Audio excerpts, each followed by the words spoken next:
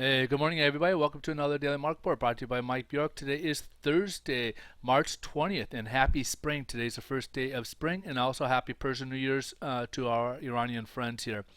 We got a couple economic news releases scheduled for today. We're going to jump right into it. We'll start off with the weekly jobless claims. So last week they had 315,000 people apply for unemployment, which has been kind of below what we've been normally seeing. The forecast this time was supposed to be in the 325 range, and it went up slightly, but not as high as forecast. So good. So obviously that's good news. We also had the existing home sales for the month of February. So we had 4.62 million in January reported. It was supposed to taper down in the month of February, and it actually was better than expectations. So it did taper slightly, but not as much as what the expectations were. And then we also had the Philly Fed. This is the manufacturing in the Philadelphia region. So we had a negative, remember, back in February, which was a lot of it was due to the severe weather we were getting there. So the forecast was supposed to have a slight uptick up to 3.5%, and it jumped all the way up to 9% or 9 on the indicator. So basically, anything below 0 is considered contraction. Anything above that is considered expansion. So nice numbers right there. Much improvement. So it looked like weather did play a big part in the numbers, and of course that 3.5 could have been probably offset due to the negative, the severe weather. So it's kind of like big a big tick or a big spike. That's probably why we saw this spike there.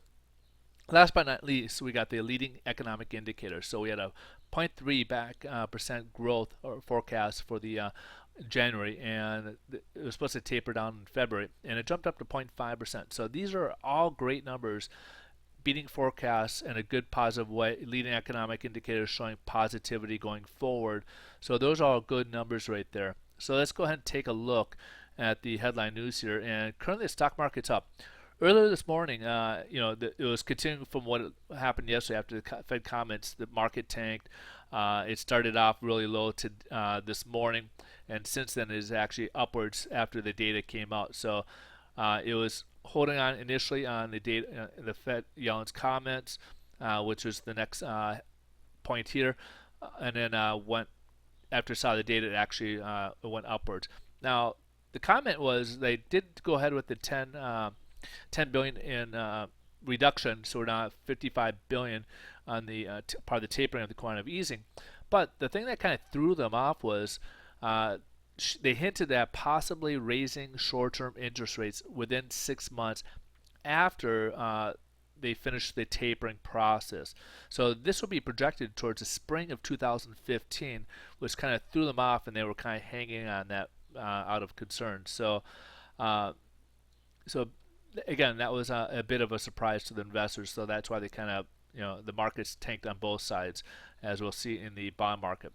So as you can see, we had a huge drop here. We had over 100 points, so 1 point in fees drop in one single day due to comments made by the Fed. Today it continued that, so we're down another 15, or actually about 19 basis points from where we left off yesterday. So that continues pricing to worsen as a result of the comments made by the Fed yesterday.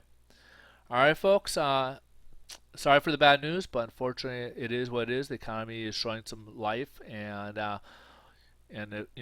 comments by the Fed, indicate that they're going to try to keep it under control. All right, thanks for watching, folks. I hope you guys have a great day. Remember, tomorrow there's no economic news scheduled, so most of our news will be based off either geopolitical or the stock market with their earnings reports and such. All right, have a wonderful day. We'll see you guys tomorrow.